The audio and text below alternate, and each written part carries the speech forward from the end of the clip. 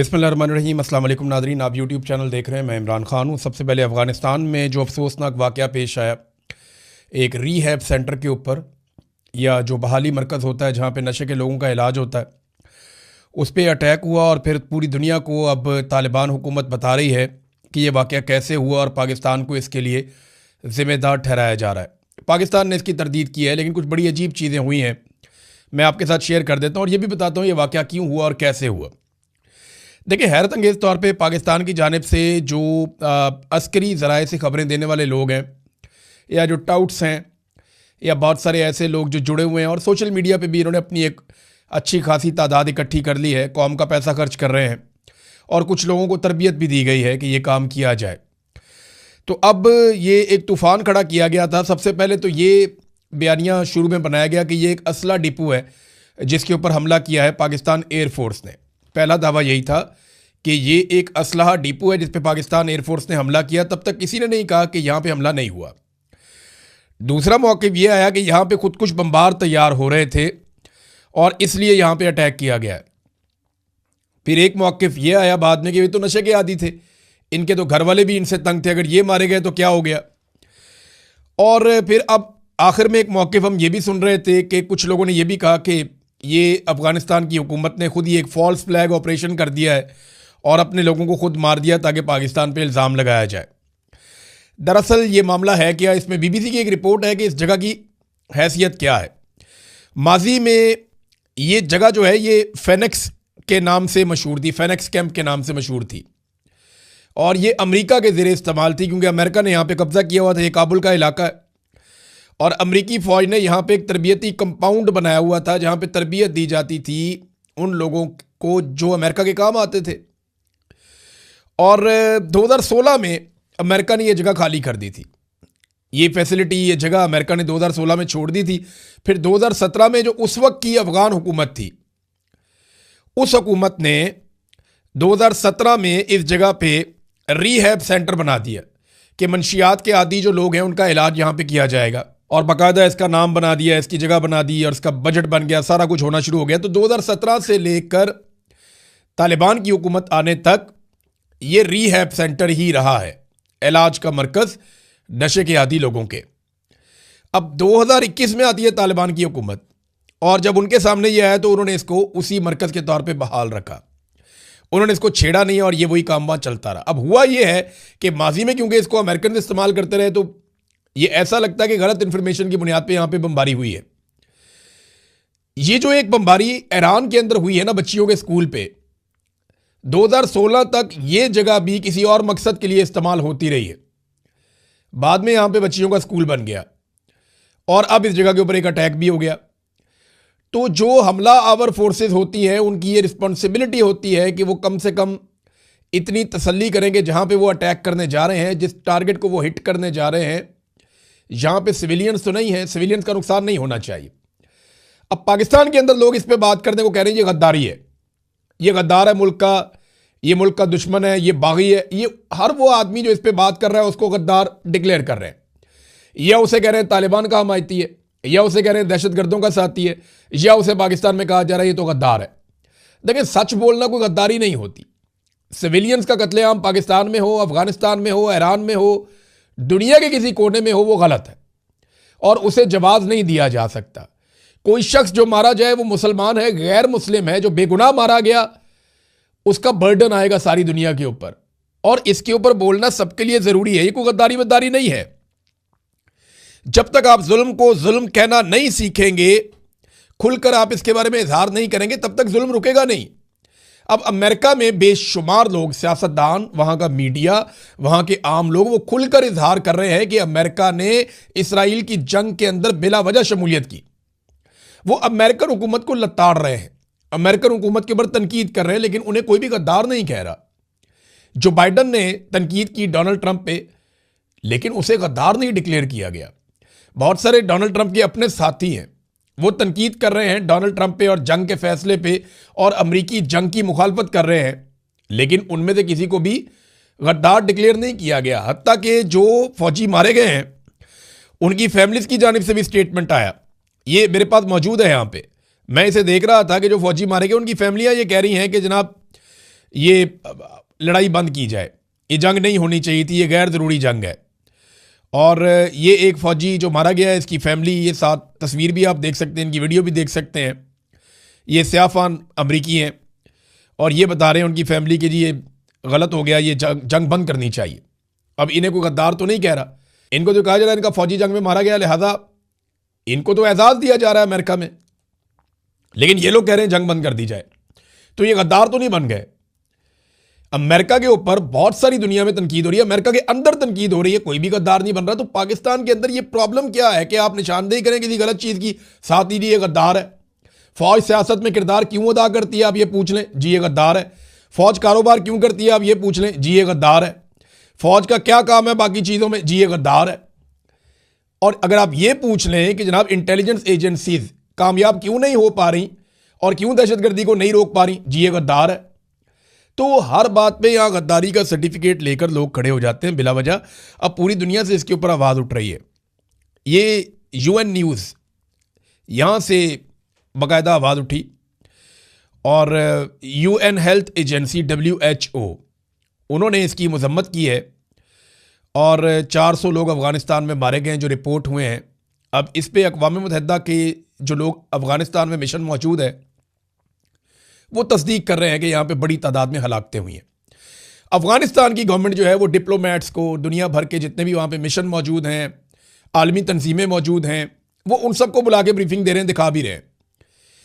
कई जो सहाफ़ी हैं या बैनुल-अक़वामी इदारों से मुंसलिक लोग हैं, BBC है, बाकी और लोग हैं, वो सारे ये कह रहे हैं कि हमने खुद जाकर देखा है कि बहुत बड़ी तादाद में लोग वहाँ जले हुए पड़े थे। और मकामी लोगों से जहाँ से भी पूछा है तो सब ने यह बताया कि ये एक रीहैब सेंटर था। अब पाकिस्तान ने यह कह दिया कि हमने इसके ऊपर अटैक नहीं किया, लेकिन अभी तक कोई ऑफिशियल स्टेटमेंट बाकायदा DGISPR की जानिब से कोई ऐसा नहीं आया जिसके ऊपर हम ये कहें। देखिए 21 अक्टूबर 2025 को डोनाल्ड ट्रंप ने धमकी लगाई थी। धमकी क्या थी, जरा ये आप धमकी देखें। डोनाल्ड ट्रंप ने जो धमकी लगाई थी 21 अक्टूबर 2025 को, वो धमकी थी, if Afghanistan doesn't give Bagram air base back to those that build it. अगर बगराम एयरबेस को बिल्ड करने वालों या बनाने वालों को अगर अफगानिस्तान की हुकूमत ने ये एयरबेस वापस ना की, the United States of America यानी अमेरिका को वापस ना की, bad things are going to happen, उनके साथ फिर बहुत बुरा होगा। अब ये वही बुरा है जो उनके साथ हो रहा है, क्योंकि 21 सितंबर 2025 को ट्रंप ने धमकी लगाई और पाकिस्तान ने जो पहला अटैक किया था, वो पाकिस्तान ने पहला अटैक किया था 9 अक्टूबर 2025 को, यानी इसके ठीक 18-19 दिन के बाद पाकिस्तान ने पहला हमला कर दिया था अफगानिस्तान के ऊपर, एयर स्ट्राइक। और जो पाकिस्तान ने पहला अटैक किया था वो काबुल पे, खोस्त पे, जलालाबाद पे और पख्तिका पे हुआ था। अब मामला ये है कि दहशतगर्दी पाकिस्तान से बड़े लंबे अरसे में चल रही है। देखिए, हमें पकड़ना है उन जर्नैलों को जो दहशतगर्दों को पाकिस्तान में लेकर आए, हमें पकड़ना है उन सारे लोगों को जो दहशतगर्दों को फैसिलिटेट करते हैं, जिन्होंने दहशतगर्द बनाए हैं। ये नेक्सेस आपको तोड़ना पड़ेगा पाकिस्तान में। ये जो गुड तालिबान बैड तालिबान है, इसको खत्म करना पड़ेगा पाकिस्तान में। पाकिस्तान को अपना हाउस इन ऑर्डर करना पड़ेगा। अफगानिस्तान के अंदर भी दहशतगर्दी होती है। इमरान खान ने फॉर्मूला दिया था, अफगान हुकूमत के साथ बात करें, मकामी कबाइल को इकट्ठा करें और मिलकर दहशतगर्दों को खत्म कर दें और दोबारा दहशतगर्दी पर सर ना उठाए। लेकिन बाई डिजाइन इन दहशतगर्दों को पहले बनाया गया, फिर तैयार किया गया, फिर इनके नारे लगाए गए, फिर इनके नगमे बनाए गए, फिर इनसे डॉलर कमाए गए, फिर इनके साथ मिलकर जंगें लड़ी गई, बाद में इनको लाकर बसाया गया और अब उनसे लड़ने के नाम के ऊपर एक और जंग शुरू कर दी है। इस जंग में भी पैसा है, इस जंग में भी दौलत है, इस जंग में भी फायदा है। तो ये डोनाल्ड ट्रंप को खुश करने के लिए ऐसा दिखाई देता है कि ये सारा खेल है, क्योंकि अगर आगे बढ़ना है तो गलत को गलत आपको कहना पड़ेगा और हकायक को आपको देखना पड़ेगा। ये नहीं हो सकता कि आप अफगानिस्तान के ऊपर तो अटैक करें, लेकिन जिन जर्नैलों ने ये दहशतगर्दों को बनाया और लाकर बसाया उनसे आप सवाल भी ना करें, हालांकि वो मौजूद है। नाज़रीन, दूसरी एक इंपॉर्टेंट खबर जो थी वो मैंने आपको पिछले वीलॉग में बताया था कि अली लारजानी जो हैं उनकी शहादत की तस्दीक हो गई है। इससे पहले मैंने आपको खबर दी थी कि ईरान के अंदर ये कहा जा रहा था कि नहीं, शहादत नहीं हुई, लेकिन बिलाखिर तस्दीक हो गई कि अली लारजानी की शहादत हो गई है और उनके अपने अकाउंट से इसको तस्दीक किया गया। बिस्मिल्लाहिर्रहमानिर्रहीम। मिल्लत अज़ीज़ और सरबुलंद ईरान, अल्लाह का बंदा अल्लाह से जा मिला, अल्लाह का बंदा शहीद होकर अल्लाह से जा मिला। इस तरीके से उन्होंने ये एक उनके अकाउंट से ट्वीट करके ये अनाउंसमेंट की गई है। और इसके बाद ईरानी अफवाज ने मुसाद और इसराइल के खिलाफ जहन्नुम के दरवाजे खोलने की धमकी दी। और उसके फ़ौरन बाद हमने देखा कि बड़े पैमाने पर बमबारी शुरू हो गई है और इसराइल पे बहुत तेज़ी से बम बरसाए जा रहे हैं। जो मनाज़र दिखाई दिए गुज़िश्ता रात में वो बड़े खौफनाक थे। अली लारिजानी एक ऐसी मोतदल आवाज़ थे जिनके साथ मुज़ाकरात किए जा सकते थे। इसराइल एक एक करके वो तमाम आवाज़ें बंद कर रहा है और अमेरिका के रास्ते भी बंद कर रहा है। यानी अमेरिका ने अगर मुज़ाकरात करके यहाँ से निकलना है तो ऐसे मोतदल लोगों से ही मुज़ाकरात होंगे ना, जिनकी मुज़ाकरात करने की कैपेसिटी है। जब ज़्यादा सख्त गीर लोग आ जाएंगे जो मरने मारने पर तुले होंगे तो उनसे क्या मुज़ाकरात किए जाएंगे। जो आयतुल्लाह अली खामनाई जिन्हें शहीद किया गया, उन्होंने फतवा दिया हुआ था कि हम एटम बम नहीं बनाएंगे। अब उनके बाद उनका फतवा किधर गया। अब अगर ईरान एटम बम बनाता है, मैं आगे चल के आपको बताता हूं कि ये आबनाए हुर्मुज़ को खुलवाना अमेरिका के लिए कितना ज़रूरी और कितनी बड़ी मुसीबत बन गया है। लेकिन लारिजानी के बाद सईद जलीली को अब लगा दिया गया है नेशनल सिक्योरिटी काउंसिल का सेक्रेटरी। इससे पहले वो थे। तो इसराइल अमेरिका के रास्ते बंद कर रहा है, हर ऐसी आवाज़ को खामोश करवा रहा है, हर ऐसे लीडर को कत्ल कर रहा है जिसके साथ मुज़ाकरात या बातचीत हो सकती है। लिहाजा ये जंग ऐसा लगता है कि अब लंबी चलेगी। तो डोनाल्ड ट्रंप को जो है वो हर हाल में आबनाए हुर्मुज़ को खुलवाना है। ये खुलेगी कैसे? देखिए ऑप्शन क्या है उनके पास। नंबर एक तो ये है कि बहुत सारे ममालिक डोनाल्ड ट्रंप के साथ मिल जाएं और मिलकर ईरान के ऊपर दबाव डालें, चाहे लड़के डालें चाहे वैसे डालें, और ये आबनाए हुर्मुज़ ज़बरदस्ती खुलवा दें। उसमें ईरान को कोई ना कोई फेस सेविंग इन्हें देनी पड़ेगी या उनसे लड़ना पड़ेगा। दूसरा रास्ता यह है कि अमेरिका अकेला खुलवा दे, लेकिन उसमें अमेरिका को बहुत ज़्यादा कुर्बानी देनी पड़ेगी, बड़ी तकलीफ बर्दाश्त करनी पड़ेगी, नुकसान बर्दाश्त करना पड़ेगा, क्योंकि ईरान मारेगा, ऐसे तो बैठेगा नहीं। तीसरा, पहले जंगबंदी हो जाए, उसके बाद फ्री कैन बैठ जाएं और बैठ कर ये कहें कि जनाब ईरान के हम ये मामलात मान लेते हैं, ईरान हमारे ये मामलात मान ले, और ये आबनाए हुर्मुज़ को खोल दिया जाए। इसमें रशिया और चीन, पाकिस्तान इवन और तुर्की बड़ा इंपॉर्टेंट रोल प्ले कर सकते हैं। एक तरीका ये भी है।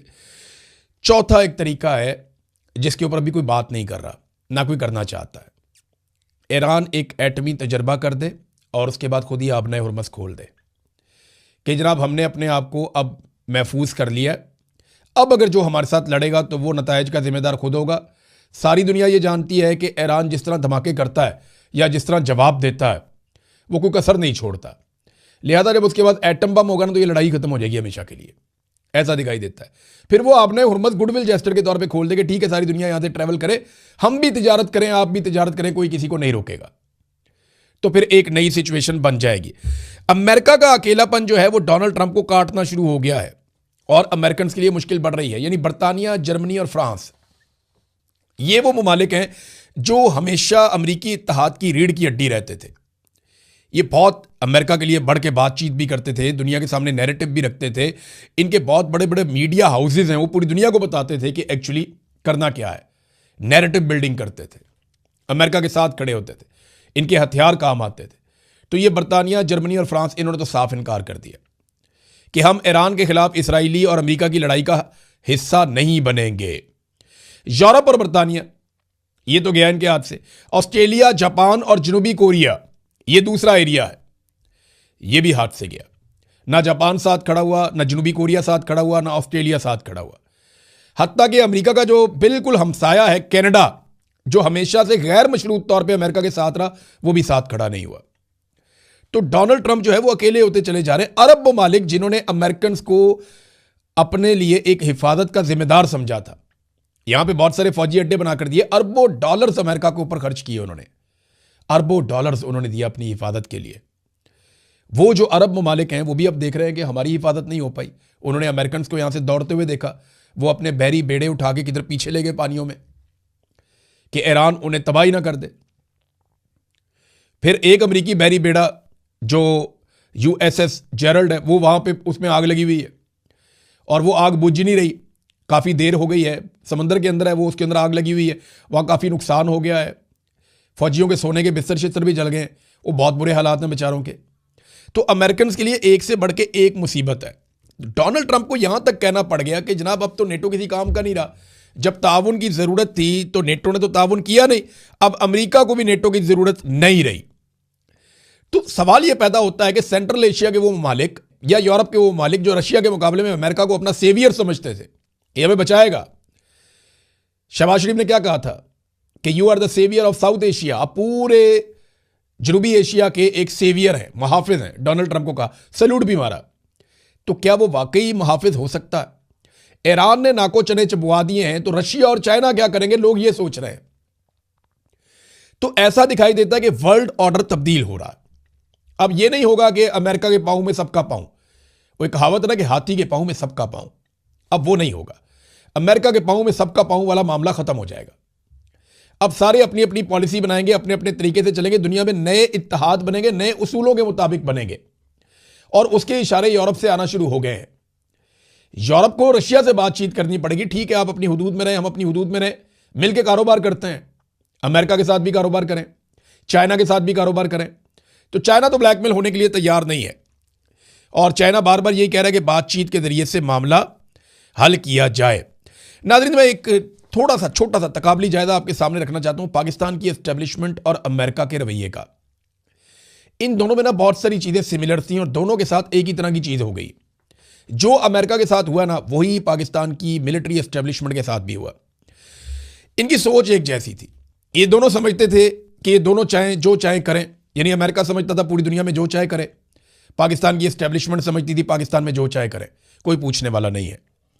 इन दोनों को लगता था कि गैर मशरूत हमायत हमेशा इनके साथ रहेगी।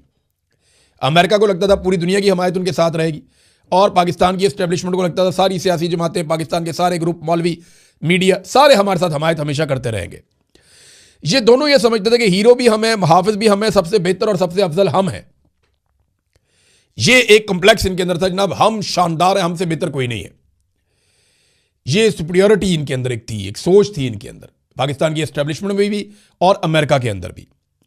तो जिसको चाहे हम इक्तदार दे दें दुनिया में, यह अमेरिका सोचता था, और पाकिस्तान की एस्टेब्लिशमेंट सोचती थी कि पाकिस्तान में हम जिसको चाहे इक्तदार दे दें और जिसको चाहे इक्तदार से निकाल दें। और यही फार्मूला अमेरिका पूरी दुनिया में करता था। यानी अमेरिका पूरी दुनिया के साथ जो करता था, पाकिस्तान की एस्टेब्लिशमेंट पाकिस्तान के साथ वो करती थी। फिर ये अपने आप को नाकाबिले तस्खीर भी समझते थे। अमेरिका को ये लगता था हमें कोई शिकस्त दे ही नहीं सकता, सवाल ही पैदा नहीं होता। पाकिस्तान की मिलिट्री एस्टेब्लिशमेंट को भी लगता था पाकिस्तान में हमें कोई शिकस्त नहीं दे सकता। इनकी सोच भी यही थी। फिर ये सोचते थे कि हम हर मुखालिफ को निशाने इबरत बना देंगे। अमेरिका को भी ये लगता था और पाकिस्तान की मिलिट्री एस्टेब्लिशमेंट को भी ये लगता था।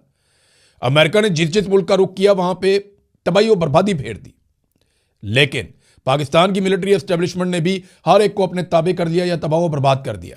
जो खिलाफ खड़ा हुआ उसको मार दिया। तो ये दोनों की मिथ टूट गई। पाकिस्तान की एस्टेब्लिशमेंट की मिथ तोड़ दी इमरान खान ने। ये सारी चीज़ों की, ना वो झुक रहा है, ना सरेंडर कर रहा है, ना पीछे हट रहा है। अवाम भी एस्टेब्लिशमेंट के खिलाफ कर दिए, लोग खड़े हो गए हैं, कोई बात सुनने को तैयार नहीं। इलेक्शन में एस्टेब्लिशमेंट के माथे पे शिकस्त लिख दिया पाकिस्तानियों ने, और 8 फरवरी 2024 को ऐसी शिकस्त दी एस्टेब्लिशमेंट को कि ये सारी जिंदगी जख्म चाटेंगे। और यही काम अमेरिका के साथ ईरान ने भी कर दिया। उम्मीद थी टूट गई, नाकाबिले तस्खीर, कोई बम नहीं जा सकता, कोई मार नहीं सकता, कोई पूछ नहीं सकता। तो वर्ल्ड ऑर्डर तब्दील हो रहा है। इसी तरह पाकिस्तान के अंदर भी ताकत का जो तवाजुन है, जो ऑर्डर है, वो बदल रहा है। पहले अमेरिका फैसला करता था दहशतगर्द कौन है और ठीक कौन है, यही पाकिस्तान में एस्टेब्लिशमेंट भी करती थी।